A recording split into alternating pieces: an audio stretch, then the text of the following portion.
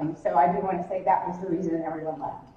So we're going to talk about all of the things that you have going on in your building, and hopefully you leave with a few tools or ideas how you can merge some of that, how you can align that work. Because oftentimes when we go back to schools and say, we're going to do PBIS, the response is another thing. And so I'd like us to think about PBIS as being a coordinating framework and approach it from that way. So we will, like I said, hopefully you'll have some tools and resources that you can kind of forward with. So it has? Okay, it's not me, Jerry. All right, so I'm asking you to focus here on the dot. We'll start with some guided concentration. Actually, this is sort of an analogy for thinking about when you looked at that dot, what did you notice? When you looked at that screen, you saw the dot, right? Did you see all the space around it? No, probably not, because what we're accustomed to doing is really focusing on what's the task at hand. And so for today, I'm going to ask you to think outside the box, to kind of broaden your thinking. And we are at a PBIS training, right? But I want us to think about all of the school-wide initiatives that you have going on, right? That's what I want you to think about. And in a minute, I'm going to ask you to pare down your thinking and apply some of these tools and we'll see how that goes, right? So don't think outside the box. Think like there is no box, okay? So why do we align things? We're going to talk a little bit about why you can approach this from that lens, from an alignment lens. When to consider alignment.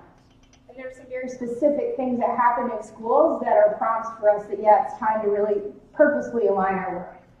How to go about doing that, and our matrix, I'm going to probably refer to the matrix 100 times because that's the tool that allows us to do that on behalf of our work, on behalf of the other initiatives in your building, as a visual prompt for the adults that, hey, yeah, this does all fit together, and most importantly, for our students, so that we can try to draw together some common language, and that makes it more manageable for kids.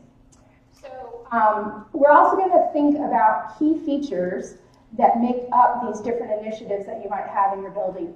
And finally, I think I've said tools to help with this alignment process. Let's first kind of have a quick little conversation about language. I'm very fortunate I get to work with schools around the country. And depending upon what state you go to, what district you go to, there's different language. For our purpose today, I'd like us to think of MTSS as that broad umbrella. And PBIS is a multi-tiered system of support. But the idea is this umbrella mentality, right? That we're going to think of PBIS in those terms. And we'll have a slide here in a second to take a look at that. In review, we know that what we know about PBIS, and I'm going to ask us again to refer to this, is that it's an evidence-based practice. And we know that implementation logic requires us to rely on a few different things, one of which is data. We're looking at outcomes, we're looking at how our students are progressing, we're looking at the fidelity of what we're doing. I know you're the choir, I won't belabor this. We also have the practices to consider. We've had practices in our back pocket since John Dewey's time, right? Practices, we're pretty good at those. However, making sure we're choosing practices that are evidence-based, we're working on that one. And finally, the systems piece. And sometimes the systems pieces get overlooked. And I would argue, and probably not more important, but absolutely equally important with data is those systems pieces. That's what we do to support the adults. That's what we do to take care of the adults, right? And so when we go forward and say, here's a new algebra curriculum, please go teach it, that's not likely going to be happening, hopefully, right? Rather, there's going to be some workshops and support and hopefully some ongoing coaching to support the rollout of a new curriculum, ideally. The same thought process, the same systems need to be in place when we're talking about our social, emotional, behavioral curriculum, when we're talking about restorative practices, when we're talking about having teachers include trauma-informed practices in their classrooms, right? We need to be thinking about how are we taking care of the adults, right, in order to best serve the students. And this is our model to guide us through that. We're also, and I spoke with the group previously, I am or was a former special education teacher. It's kind of like the Marine Corps, right? Once you're a Marine, you're always a Marine. Once you're a special ed teacher, you're always a special ed teacher. But as time has progressed, I feel like teachers are being asked more and more and more beyond the academic curriculum alone. So, for instance, trauma. How can you make sure your delivery of your instruction honors those kids and supports those kids who've experienced trauma, right? What about kids in response to our equitable practices? We know some of our kids are not accessing learning in the same way as other students. And so are we being purposeful about making sure all of our students receive equitable access to instruction? I gotta switch mics. Sorry about that.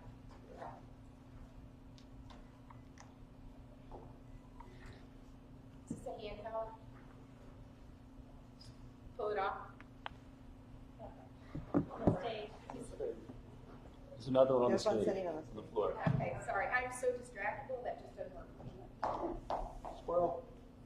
Right? You guys are with me on that. Okay.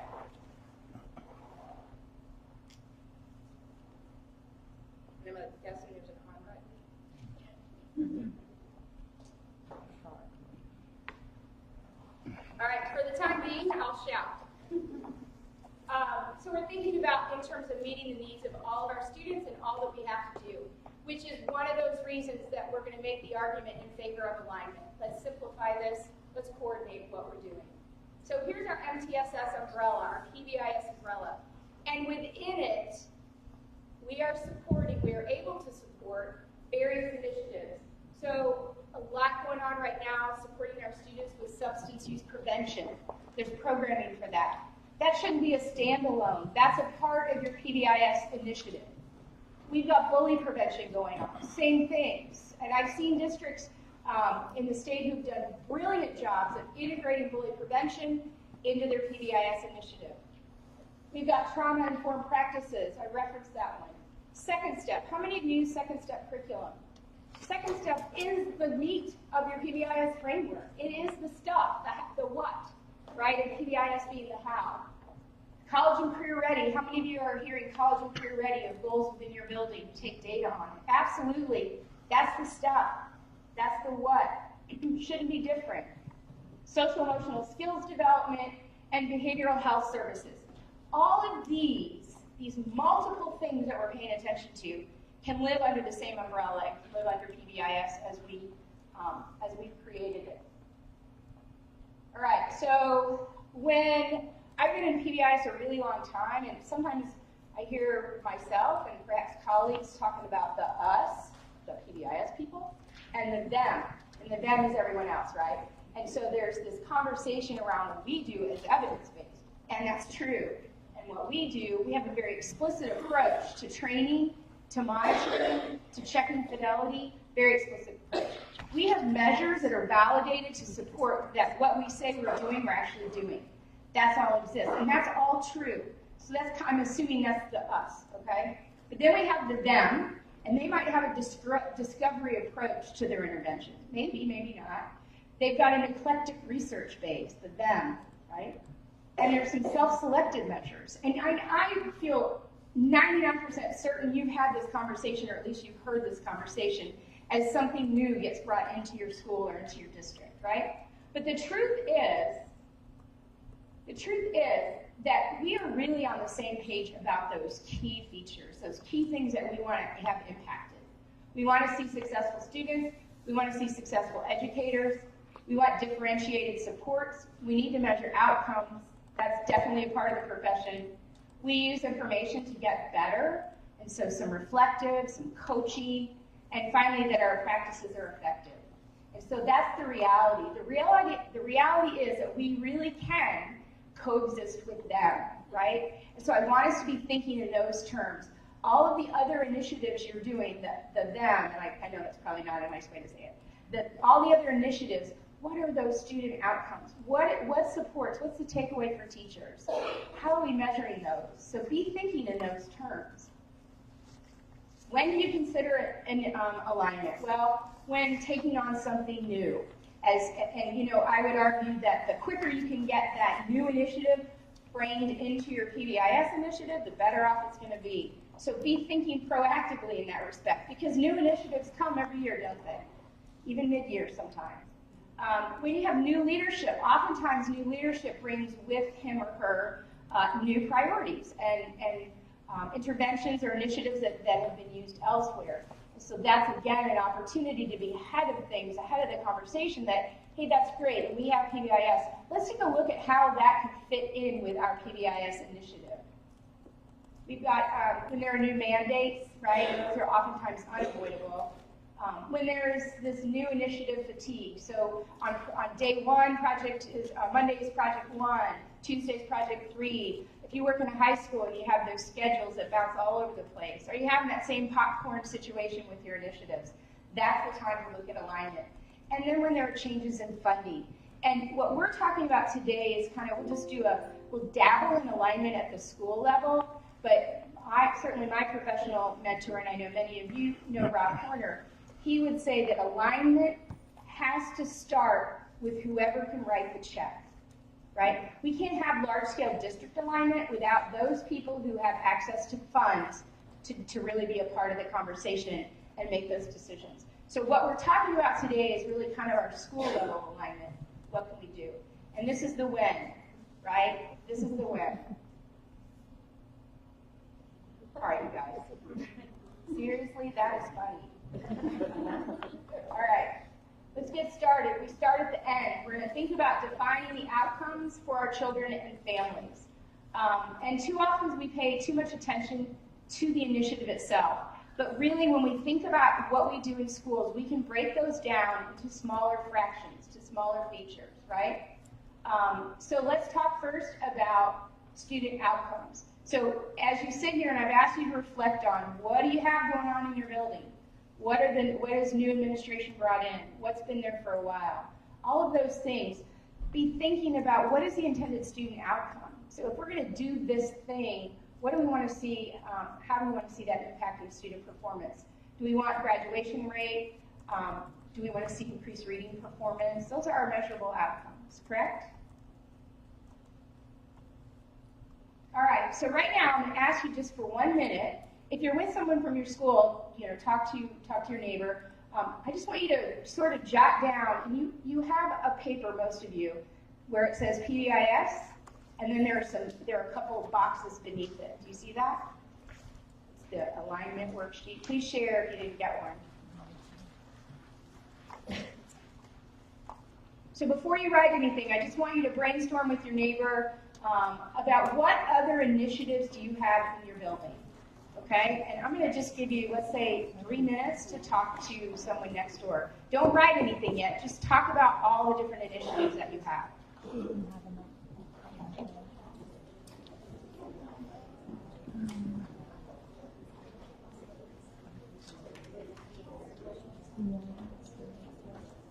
We had some that they just cut.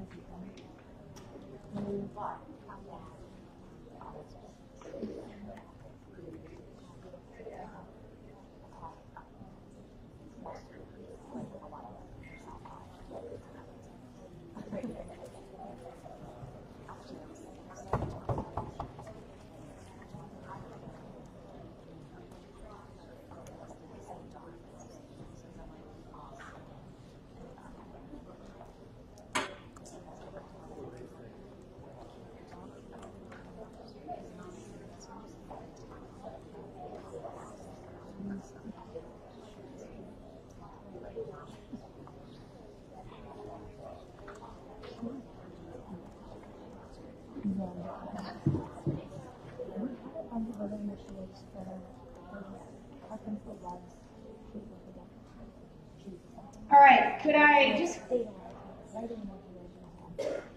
have a few of you share, just shout out, what do you have going on beyond PBIS in your building? It's your chance to shout. Second step, what else? Social thinking. I'm sorry. Social thinking. Social thinking, what else? I'm sorry, I'm not working. That's okay. Some obeyers. Oh, VAES, okay. Absolutely, bullying prevention. How about substance use prevention programs? Anything formalized? Life skills, thank you. What else? Sorry? Okay. Is anyone using Capturing Kids' Hearts? I'm just curious. Okay. Would that be considered evidence-based? I'd love to catch up with you after this. My response to that would be no. So I'm not responding. All right, so let's talk about how we can coordinate some of this language. Let's think about these are some common behaviors you see on a matrix, correct? Pick up after yourself, walk without electronics, respect and support your peers. Now, what I'm suggesting is we can really capitalize on those tiny spaces on our matrix to start including some of what our goals are. Some of the goals or outcomes that we would like to see as a result of using Second Step. Some of the outcomes as a result of College and Career Ready. And we can just broaden our language a little bit to be able to show that alignment to on behalf of our students. So we can take pick up after yourself. We can make it a little more pro-social by saying respect the environment, recycle, or pick up the trash even if it isn't yours. Right? Same message, we want the trash picked up, but we're adding a little bit of additional instruction for our students because that's what this is, right? It's our teaching matrix. It's instruction. So walking without electronics, this is sort of an adolescent version. Be available to hear and listen. Drivers need it to be safe.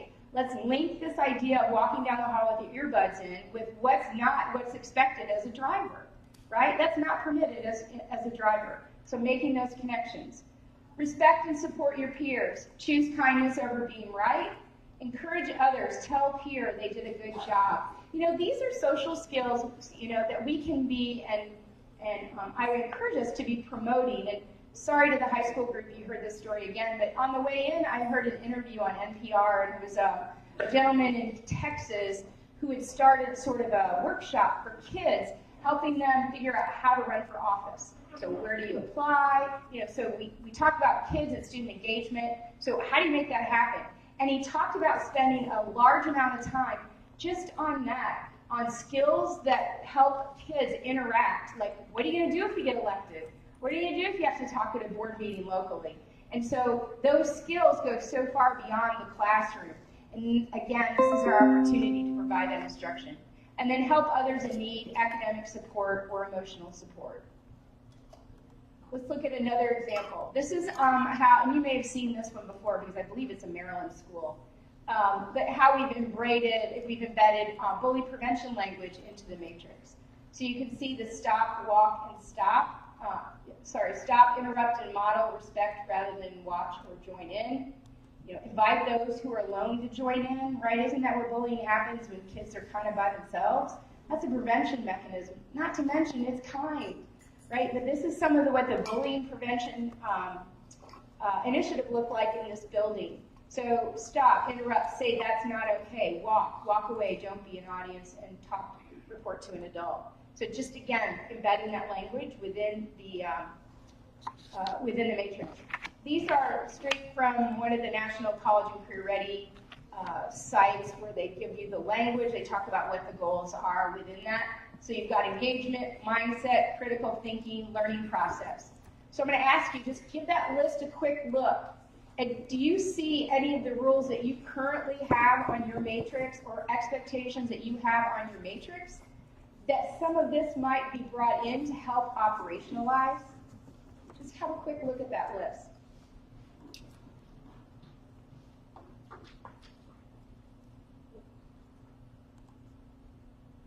So an example of bringing some of that college and career ready language in is here. So you've got, this school's added an expectation that focuses on college and career ready, and they're going to say, we want respect, responsibility, we want kids to be informed, and we want them ready to succeed. And then they take the opportunity to expand on that across the settings. If you can read some of this, this one says, know and use safety procedures, cross at the crosswalk, monitor your lunch account, right? When I think about high school kids, do they know how to monitor their credit accrual? That is a really important skill. And our counselors, I know at one point the ratio in Maryland was 1 counselor to 450 students. That's pretty big. And so we need to be teaching our students that independent skill of checking and monitoring their grades, their credits, right? All of those are skills.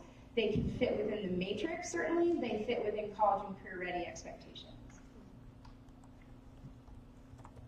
All right, here's an example of embedding some of the social-emotional mental health language into this is actually a classroom matrix, and here they've included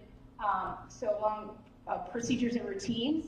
We've got when you feel upset, be responsible, recognize what you're feeling. Now obviously they didn't just stick this on the matrix, this is part of the instruction or part of the programming they've worked with teachers and students so kids understand what that means. It's not just something they stuck up there. Stop and take a few deep breaths, such a strategy for being responsible. Be respectful. Ask for a break if you need a moment. Again, teaching that ahead of time. Express your feelings appropriately. That was a little bit loose for me. I would want to tighten that up a bit, but you get the idea, right? And then be safe. Talk to someone if you need help. Talk to someone if it will make you feel better. I saw a high school version of this where they actually put the suicide hotline number on there. You know, if you have concerns about a friend, and just put it right up there, right? Let's really address it. Let me ask, are there comments or questions? I don't want to be the only one sharing. No? All right. Let's look at second step. How can we crosswalk our school-wide teaching matrix with second step? Those of you who said you're doing that, do you already have second step language built into your matrix? Oh good, maybe this is a takeaway, right? Identify areas to align language. So really pull out the curriculum, pull out the manual, and have a look at what are we telling kids in instruction when we're using our second step curriculum, right? And can that be reflected again? Determining second step can be anchored to the school-wide expectations, the same with college career ready. Looking at overlap, and then think about using those lessons as your behavior lessons. Maybe you're already doing that, but if you haven't, there's your hope. That's your curriculum for the year. You don't need to go back and develop specific lesson plans. They're already done for you. Thinking about college and career, about cultural responsiveness. Key to this one is getting that feedback from all stakeholders. We know that getting family and student voice is one of the strongest predictors of closing that disproportionality gap, along with data, disaggregating data, right? And so when we're thinking about developing the matrix and we want a culturally responsive lens, are we putting it out there for families to have a look at it? And again, don't rely on the families that come to the PTA meetings. There are more families that can't or won't come to those meetings that we need to be hearing from. So if we're really committed to our matrix representing our school community, we need to make that intentional effort to get the voice of those families. The same with students. Are we reaching all of our students, not just the students in student government, right? Not just the kids in honor society. We need to be hearing from all of our students. And my current mantra is, the system is working for our kids who are in honor society and student government. It's working for them. The kids that have 30 referrals, it's not working for them. Are we able to hear from them and get their input?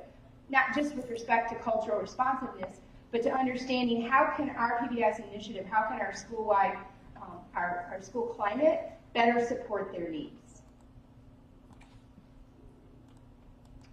I'm wondering, I'm hoping many of you have seen this already. I want to just give a quick shout out to this tool because I think it's really phenomenal. This is an adaptation to the matrix that a lot of schools have kind of adopted. So if you take a look at this, we've got our standard be safe, be respectful, be responsible, and then we've defined what those look like at school. So keeping our hands and feet to ourselves, tell an adult, eat your own food, right? Our food allergies, we honor that, and so on. So you can see what we traditionally see.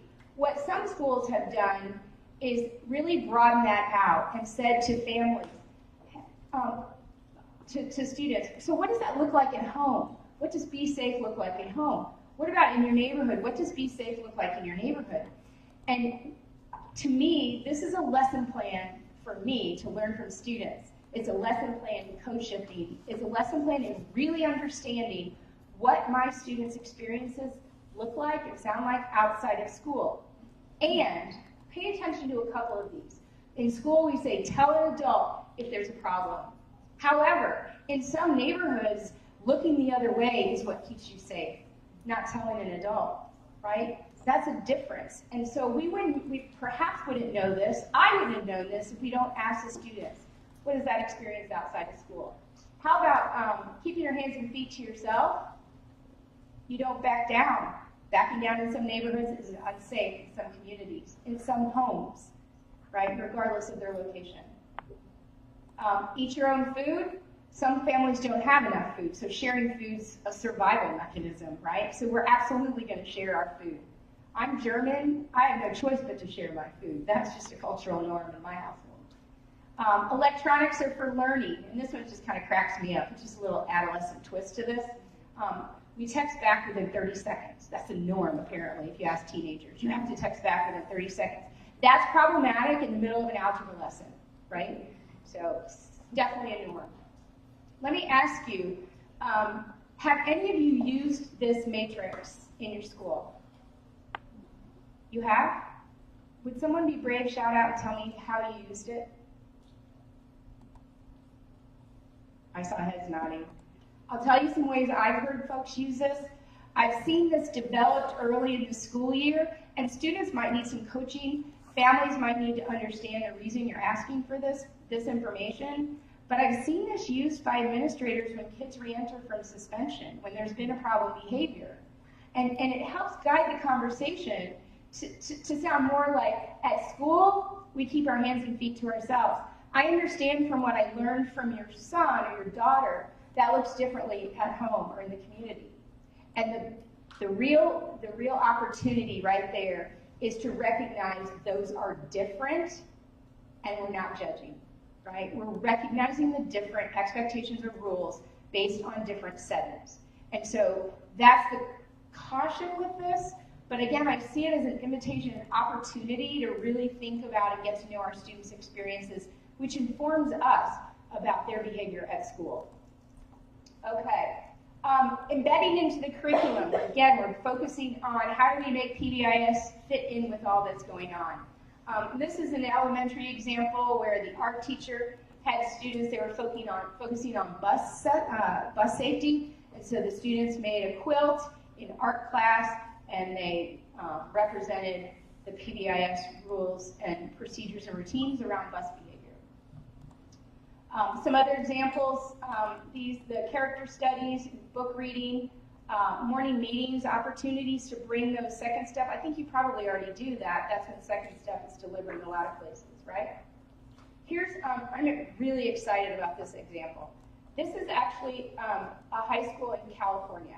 And so those of you who work in high schools, I would say it's inarguable that when we talk PBIS, we need to talk about academic behaviors, like it's one word, right? And we're going to start bringing in some of those academic behaviors into our PBIS initiative, into our lessons. So what this school did, this is actually, it's a one-to-one school, so they all have a Chromebook, and this is a web page. So the students in the advisory period there's a schedule when these are delivered, the teachers are expected to teach the lesson. So here's how this works. That center, this is called Gameboard for any of you who are tech savvy. That's the platform for this. They've included, this is right before state testing, they've included a short video about the 9 best scientific studies tips, so tips for studying. And then around the outside, they have things like, here's a cool test to take to see if you're getting enough sleep.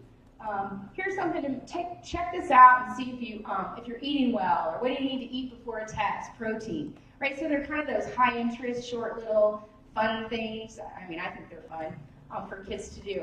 And so that's what they do. They dedicate the time during their advisory period to address this particular skill. If I'm a high school teacher, if I'm a middle school teacher, if I'm an elementary school teacher, this is going to sit well with me, that PBIS is including skills that support academic success. There's that link for that.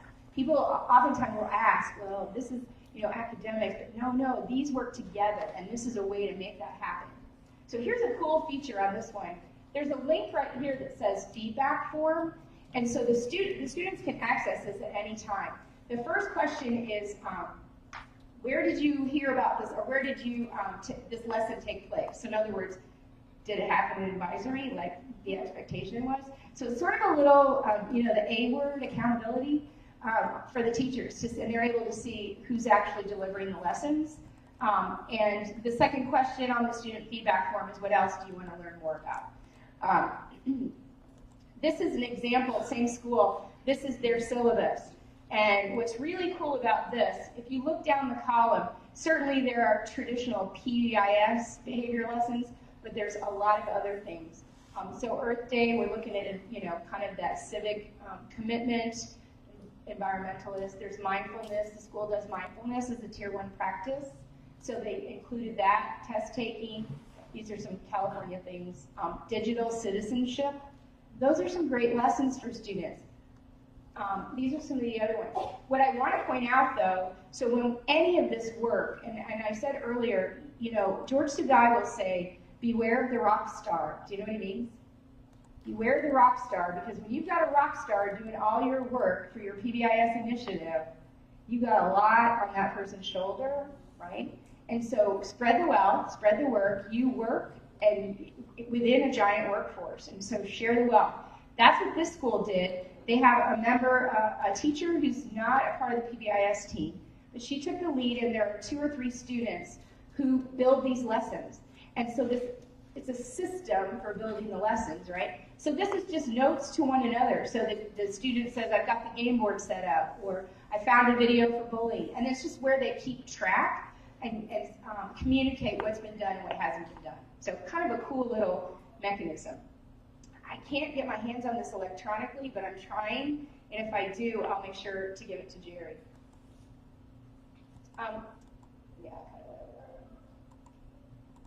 Another way to think about how we integrate PBIS with some of the other stuff in the building. This one's specific to academics. Sorry, let me get all this up here. We're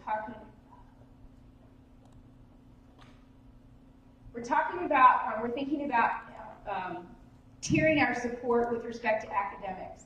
And this school went on and did the whole, we call this a 3-circle problem solving. So the data indicated that 60% of the freshmen are meeting math academic benchmarks at the end of the second quarter. So they're taking a look at their academic data in the same way we do precision statements for behavior. The practice is that we've got tier 2 academic instruction groups that are targeting the needs around math to close that gap, so we get all the freshmen on the same page. And then finally, the systems piece, we're going to arrange for the strongest math teachers to work with students who need additional support. That's the systems piece. So we're not just going to identify, we're not just going to say, hey, let's get them support. We're going to identify who's going to do that and when that's going to happen. Okay. This is the coolest tool recently out on the market, if you will. And the website on the bottom is, it says PBIS Cal, C-A-L, TAC, T-A-C. And I happen to know the people who were instrumental in putting this together. In my opinion, this particular document, it's all downloadable, it's right on the front page, is a great way to communicate where that crosswalk is between some of our other initiatives. Let's have a look. So what they've done is they've taken each of the TFI features, and there is one of these for tier 2 and tier 3. The tier 1 is definitely more comprehensive. And they've taken each of these elaborations down the left side. And those of you who remember Susan Barrett, I don't think she's been back in a while, but she's been instrumental nationally in doing some of this mental health integration work. So she came up with a companion guide for the TFI. Kent McIntosh has done a lot of work with cultural responsiveness. He has a companion guide. So, but what CalTech has done is really broken it down by feature, right? So let me give you an example. Obviously, we can't read all of these. But for instance, for tier 1 teams, the cultural, I'm just pulling this right out of the text, the cultural responsiveness crosswalk really talks about making sure we have broad representation from our communities, right? We know that's an indicator for being culturally responsive in our efforts, right? So it just highlights that. We know what Tier 1 teams look or what 1.1 looks like, but if we're thinking about really being purposeful around cultural responsiveness, we can look at this and see if we're really addressing it in that way. Here's another example, the mental health integration. So in this case, the recommendation is that we include some of those social emotional conversations like we saw with how are you feeling, the strategies on that matrix. That might be an opportunity to integrate some of your social emotional mental health supports for kids. And it reminds us that we could do that in this document. Restorative practices. Who's doing restorative practices?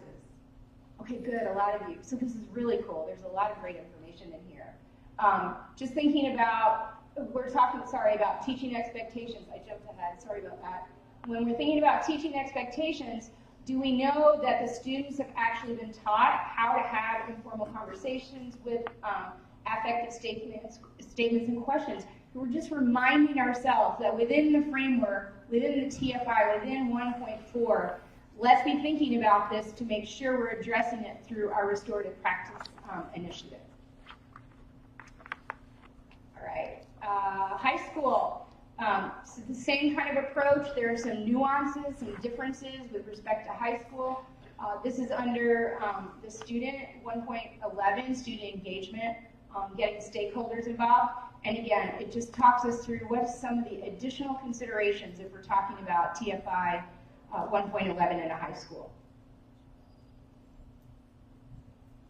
And then finally, discipline data. We have the same, I won't read all of these to you because I want us to get engaged.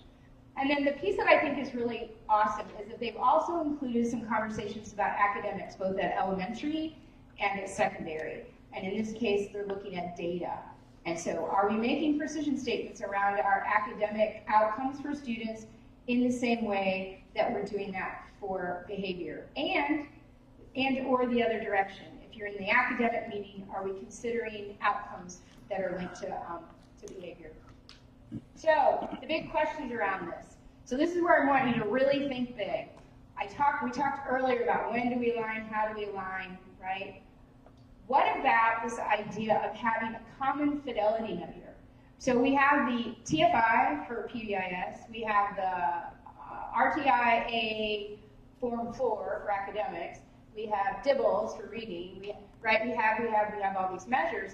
Is there any crossover? And I don't have the answer, let me just tell you that. These are big questions to think about. Can we condense some of our work in that way with respect to fidelity measures? Or if we have a walkthrough component, as we do with the TFI, can we just add the items that we know are on the academic walkthrough and do one walkthrough, right? And be collecting that data at the same time instead of going back a second time for the same data or for the same visit.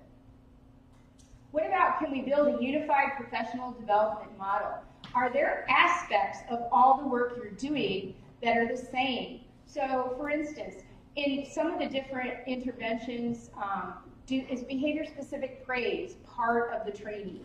If so, can we just train that across all of the interventions? Do you know what I'm saying? Are there ways we can pull some of these out so we're not going to PBIS training, this training, that training, that training? Rather, we're getting our needs met and our skills built and developed at the same time. The same with professional development. In a minute, I'm going to ask you guys to look at some of the core features of, on your worksheet. The other conversation, and this one's a little more challenging, what about when you have initiatives that don't necessarily agree?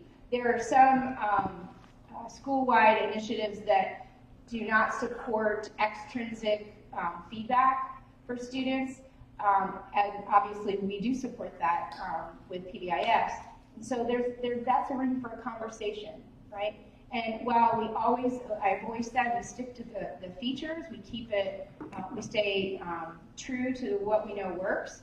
Those conversations can happen, and I can't say that I know where the middle ground is, but this is an opportunity to work towards some common understanding. Okay, I'm going to ask you to look back to your worksheet, and before you brainstorm some things that you have going on in your building. What I want you to do is to pick two. just pick 2 of the initiatives. So second step might be a good one, okay? Pick 2 and write them down over here in the column, all right? And then I want you to sort of task analyze, or break out, what are the core components of, let's say, second step. So there's a teaching piece, right? Is there a fidelity measure in second step? A way to measure fidelity that things are being taught? No? Yes? What are the components of second step? Do you understand what I'm asking? Is there professional development involved? Is there data? Right? So be thinking about what are those core components associated with the intervention that you're going to write down. And I'm going to ask you to do 2 of them, and I'm going to ask that you take 4 minutes to do that. I know this is like an afternoon's worth of work in 4 minutes. So take the time to do that, please, and I'll set a timer.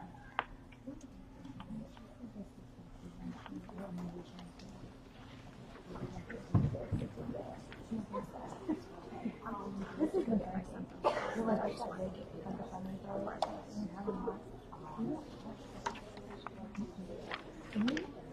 It was before I got there.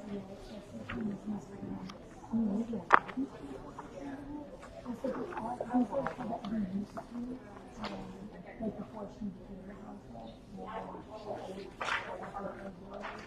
unfortunately, like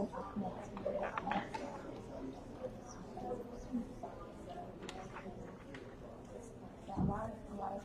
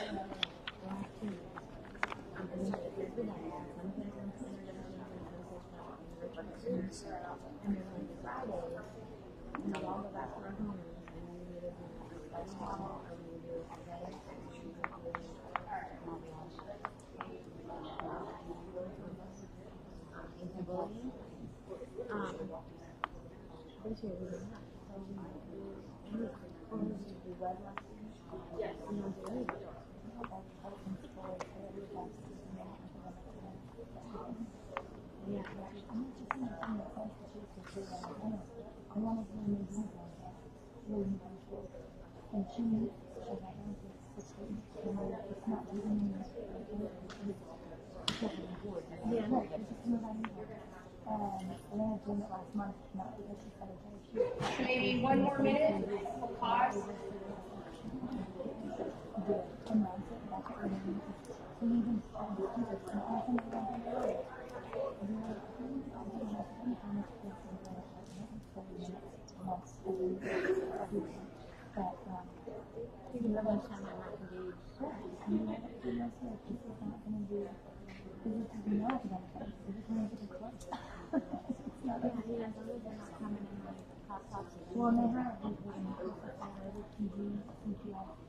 Okay, I'm going to check for understanding.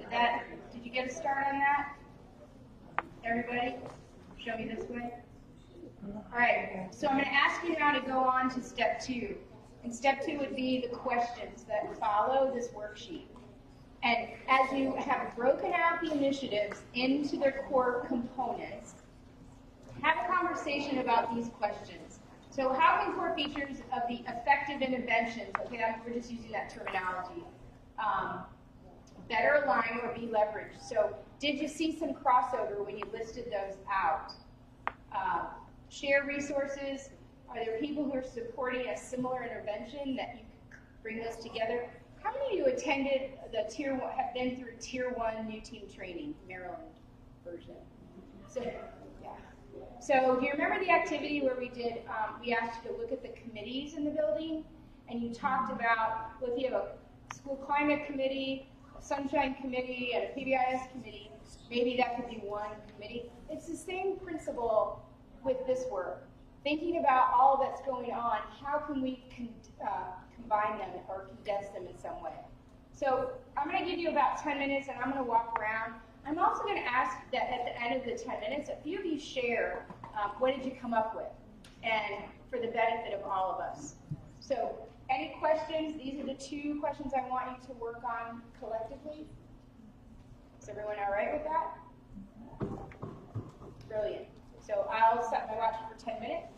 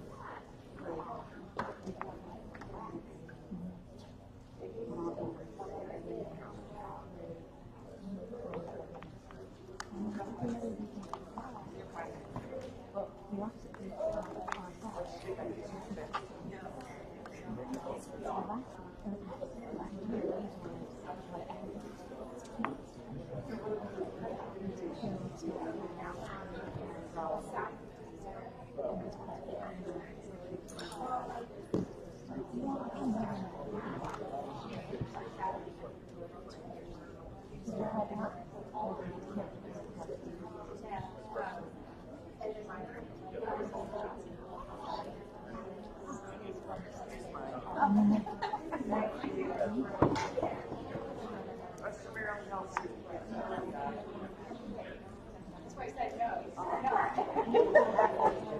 Yes, I was wondering. We have a multiple disorder, but it's really one person who's kind of figured all out. She's a really practice person. If you look, she's an art. She's just got it done. She has been graduating. She's a former principal who's now a preschool teacher. So she's really everything for them. Her personality for children, and kind of combined it with some of the stuff we were doing, and even just what she knows about it, getting more information without having to put extra work on it. And it's already been done by someone else. Why?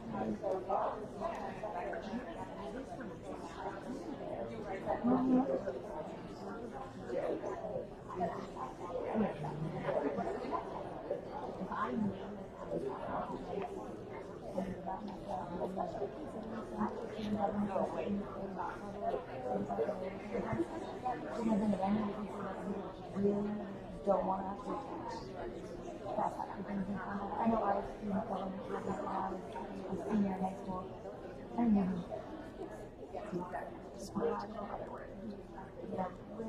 usually the kids listen to me. He wanted to see people knew who he was. He knew the people. People do whatever they have to do that. And then the reason that I was scared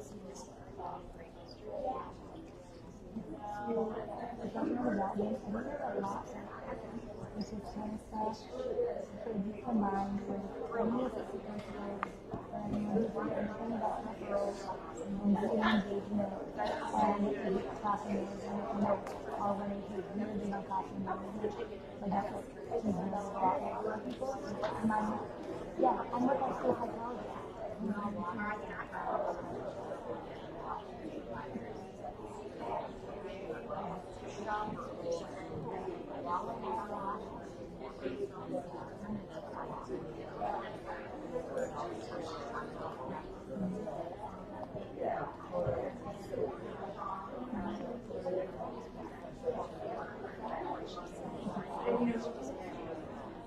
feel like that's what happens. Sometimes different people leave the meeting like really psyched about it, and then you never hear about it again.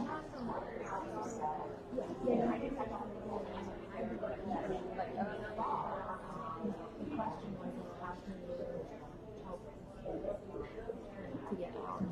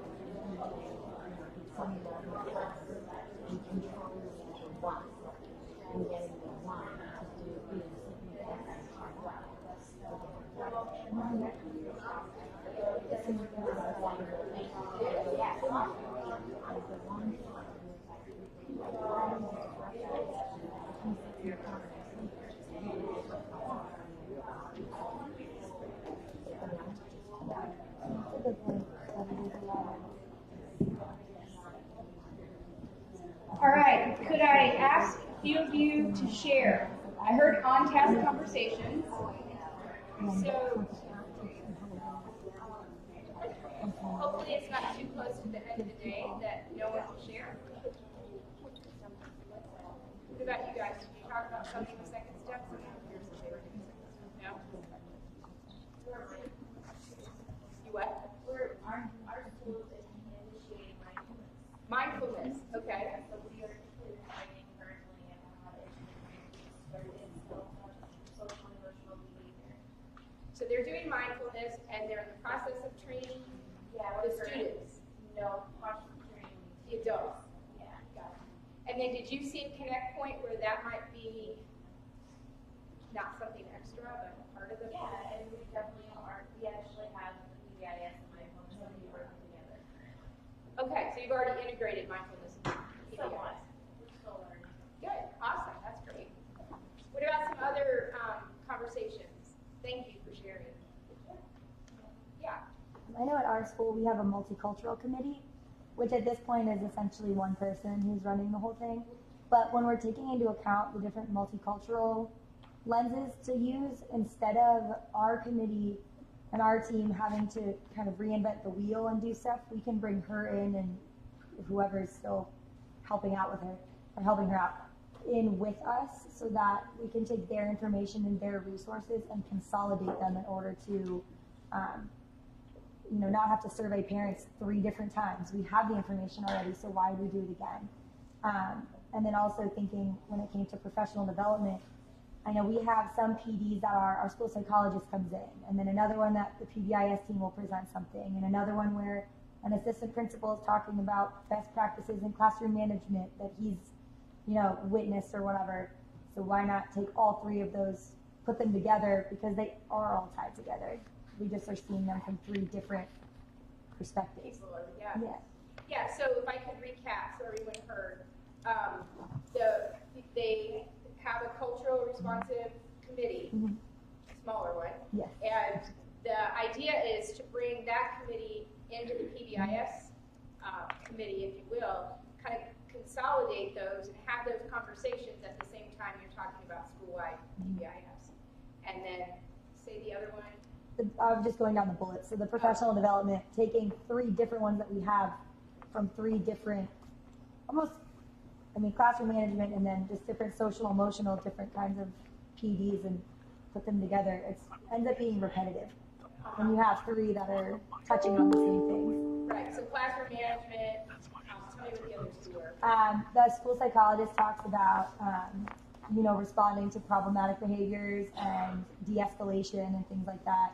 PBIS, we've done things about management, getting through the responding to misbehavior, things like that. And all of those could definitely be put together to the management to prevent the misbehavior, de-escalating once it does happen, and then how to respond using all of that information.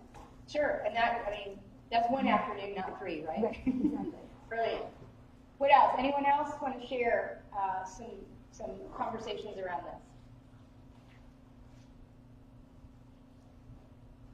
I think the trauma-informed and looking at that through a PBIS framework is a nice way to sort of eliminate double duty, because I think the trauma-informed is more, and people are really on bandwagon, and when Jen showed us that really a lot of what is being done is similar and can be embedded, it does lighten that perception of, oh my gosh, this is something new. Yeah, and I think one of the, obviously the intended outcome of even developing a matrix is that we operationally define things. We boil them down to what is it we want to see in here. So for me, I'm a teacher, as I said, and if you come to me and say, I want you to support kids who've experienced trauma, I might immediately freak out a little. That wasn't my training. But if you tell me these are some skills that can help support a student who's experienced trauma, like taking 2 deep breaths, I can do that. That's a skill I can teach students. Treatment, that's not my field. And I know that's kind of an overdramatic example, but exactly as Melissa said, this stuff can definitely be a part of the way we've already been doing business and brought in. Anything else? Somebody who's doing restorative practices, did you have any thoughts on this? We'd love to hear from